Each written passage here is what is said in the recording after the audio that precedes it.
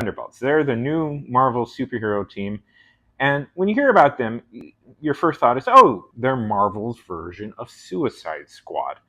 And what I have to say to that is, shut your mouth, you know not what you speak! Beyond sharing the premise of it being a comic about a team of supervillains, Thunderbolts and Suicide Squad are actually quite a bit different.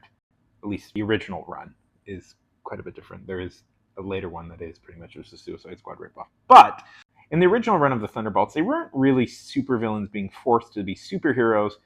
They were supervillains playing a real dangerous game in the event of a power vacuum.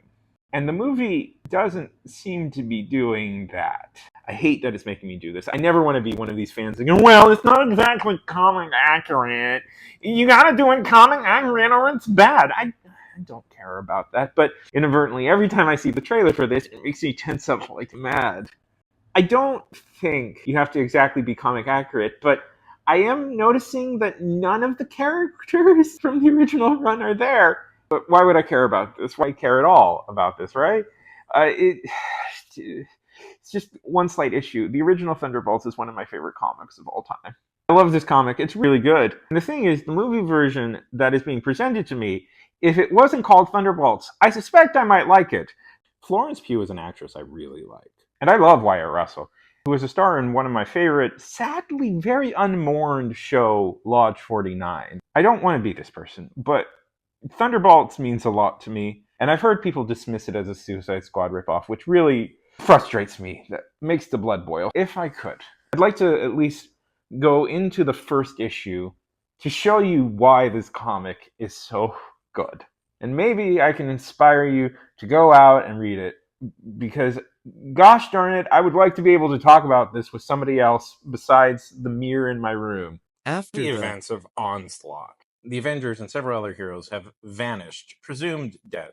Don't worry, they're not actually dead. They've been suckered into a pocket universe controlled by Franklin Richards, so Rob Liefeld and the boys over at Image could get a shot at rebooting the Marvel Universe to bring in new fans. The only really lasting repercussion of that whole deal was the existence of Rebecca Barnes, Bucky Barnes' granddaughter from that universe and Cap's sidekick in that universe, who managed to sneak over into the mainstream Marvelverse. But the universe is currently in a situation right now where there's not really a lot of heroes running around. There's the Hulk, there's Spider-Man, but the supervillains are really managing to run roughshod, and the world is crying out for new heroes. And this is where the first kind of genius move of the Thunderbolts happens. See, the Thunderbolts is considered by many to be one of the great twists Marvel ever pulled. It helps that they brought in Kurt Busiek to do the writing, which is a pretty good sign that this comic is going to do well. And honestly, a good sign any comic is going to do well if it has his name attached to it. But the first real appearance of the Thunderbolts is actually Hulk.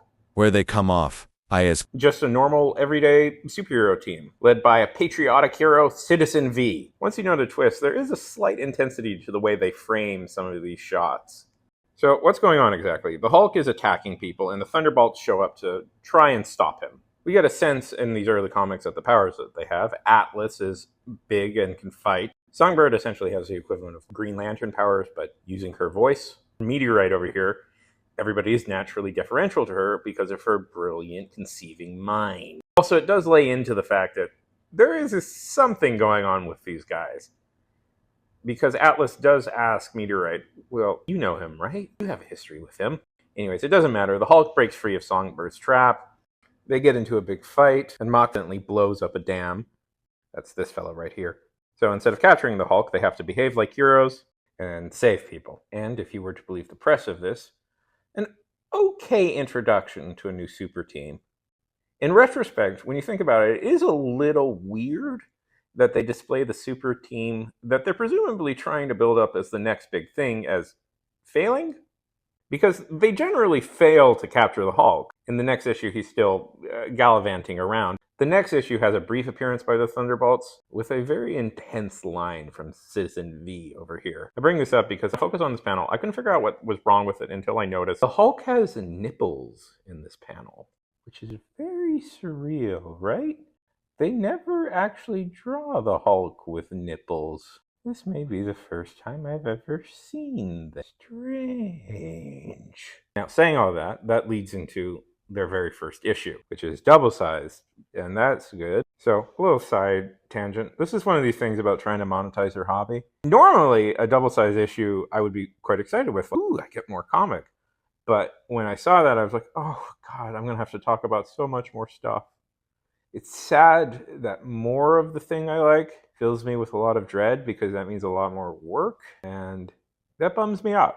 But this is where we get our first real look at the Thunderbolts. I think the series works perfectly well knowing the twist, but I think you should keep in mind as we go through this. Nobody would have known this. Nobody would have picked up on this. This was a closely guarded secret. They really wanted this to be a very big moment. We open up on a bit of exposition that explains that the heroes have disappeared and supervillains are running rampant. I want to point out that there's some clever positioning here.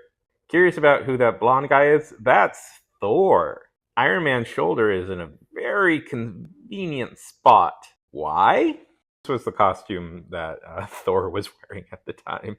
We learn that the villains are running rampant, causing mass destruction wherever they go. Except for, mysteriously, a group of supervillains known as the Masters of Evil, who have vanished from the public view. Oh, where could they possibly have gone to? Who knows? This is tipping the hand just a little bit, right? We're also introduced to the character of Haley, who was kidnapped at the age of 15 and is being hidden in an underground bunker. She will become important later in the series. Very important. A villainous, let's be honest, a jobber group by the name of the Rat Pack has been running rampant over New York's ruins. With limited amount of superheroes to stop them, who is going to? Citizen V, aka Citizen Victory.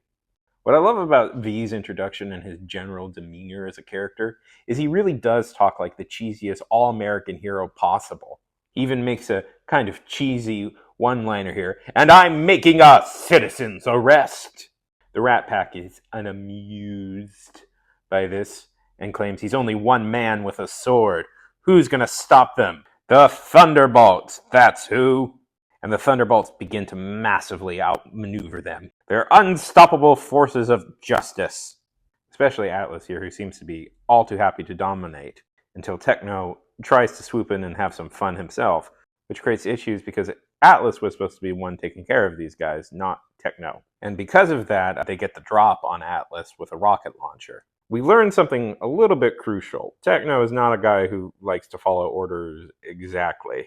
Although Meteorite takes care of it, and the Rat Pack immediately knows when they're beat and starts to run away. But also a reporter here in the helicopter starts noticing these brand new heroes, and this makes everybody very excited. I like this part because one of the themes that the Thunderbolts plays into, what an actual den of viper's nest it is to be a supervillain, and how you often have to play smart, not strong. Despite a very impressive display by the Thunderbolts, manages to scurry away before any of the Thunderbolts can actually get them. Villains need to play smart, not strong, and they also have to understand when they're defeated. In historian circles, we call this the Fabian method. Keep retreating, never engage directly with an attack. So, their escape holes have explosions at the entrances, and the second they all jump in, they immediately blow it up so nobody can follow them. But still, the Thunderbolts have impressed. In a city desperate for superheroes, new ones appearing is a good sign. This is where we get to look at their hideout. With Techno complaining, why are they in some rundown pizza place? Surely there's a lot of places they could use. Doc Ock and the Green Goblin have hidden bases all over the city. So Citizen Z, or Baron Zemo, is one of my favorite characters because he emphasizes to them how important it is that they work out of this specific place. You know why?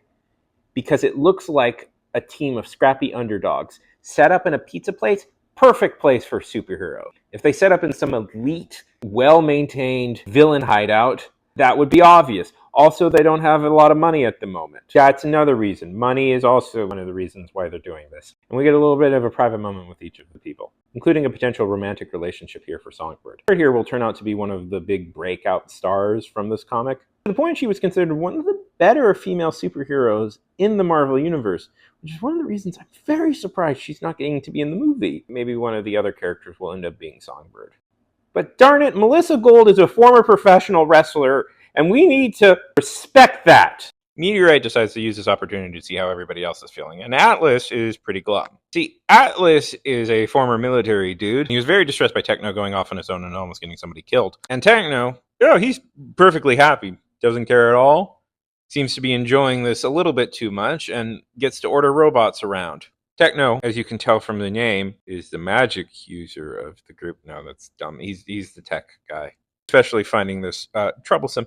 Now, Meteorite will turn out to be another one of these big breakthrough stars that this comic will produce. Guess he's having a little bit of audio issues in this video. To be one of the great schemers of the Marvel Universe. But the big story is that the news is actually covering them. Again, you must understand, everybody is very afraid because there are no more superheroes. Gone. Very limited. Spider-Man's still here. And we answer a few questions. First of all, Citizen V confirms absolutely that he is in fact the grandson of the World War II hero. Citizen V, really not. But Citizen V is in fact real. He was an actual World War II era character. That's him over there. And we get a little blurb about each superhero. And each hero gets a little bit of an interview, including Songbird, who you can tell that Songbird is eventually going to turn full face because instead of bragging about herself, all she says is hi to her mom. Consistent portrayal is somebody who is incredibly nervous to talk to anybody. Or somebody like Techno, who's totally going to blow this for them, brags a bunch and is super proud of himself. Anyways, they have to cut this short because there's another attack by the Rat Pack. Everybody's excited that New York has heroes again. And the lady we saw earlier in the helicopter is talking to somebody about how instead of this being a federal thing like the Avengers, the Thunderbolts will be a city thing for the city itself. Which I guess really hints at something of a deeper truth in the Marvel universe and any superhero universe. Superheroes at a certain point must become like a point of civic pride. Maybe one of the truly most fantastical things about superhero universes is not all the aliens and flying spider people. No, it's the fact that we still have like local culture is a thing. All my friends are online, I guess. Am I ever going to meet them? Probably not. See, but the Rat Pack may be leading them into a trap. They are because they're being led into a problem with the Wrecking Crew. Now, the Wrecking Crew is a group of Asgardian-powered supervillains that go around wrecking stuff, like the Statue of Liberty, like hacking the Statue of Liberty. That's how corny and Americana this whole thing is set up to be. During the fight with the Bolts, the Wrecking Crew do destroy part of the Statue of Liberty. And after they defeat them in honestly a pretty decently clever way, by throwing tear gas at them and then surrounding their heads in sonic energy from Songbird, honestly a super brutal way to go. In real life, that theoretically could have killed them, but this is comic books and that it doesn't. They make America proud by rebuilding the Statue of Liberty. And everybody likes them, even Spider-Man. You dork, Spider-Man. And they're watching the TV psyched and happy. And for the very first time, Citizen Z takes off his mask, revealing a fairly different face than people would assume. The mask of Baron Zemo, the leader of the Masters of Evil! Which would have been a really big shock if I hadn't spoiled that is who it was earlier. The Thunderbolts are none other than the Masters of Evil. And we quickly cut back to Haley, trapped in an underground cellar, waiting for her prayers to be answered. You know, a lot of talk in these days about character-driven writing. In my personal writing, it's something I'm trying to achieve. One of the knocks against superhero writing is that it's not super character-driven. Superheroes are very reactionary characters. It's why I don't like them being made into a Suicide Squad, because they're not really a Suicide Squad. These are characters who are trying something real dangerous and kind of cunning. This is a very unique series in that it's about a group of supervillains trying to pull off a long-form scam. Comics at times struggle with supervillain comics, but I feel like this is the best example of that. The thing about this is the characters themselves begin to question, what am I doing here? Why did I do this? What drives me to be a supervillain? And is redemption an option for me? It's why I love this series so much, because it's a long-form character arc that is shockingly consistent, that's willing to let it be a tragedy. Some characters find redemption, but will have to give up everything that mattered to them. I don't know, maybe we'll look at more of these issues later on, because this series is really something special.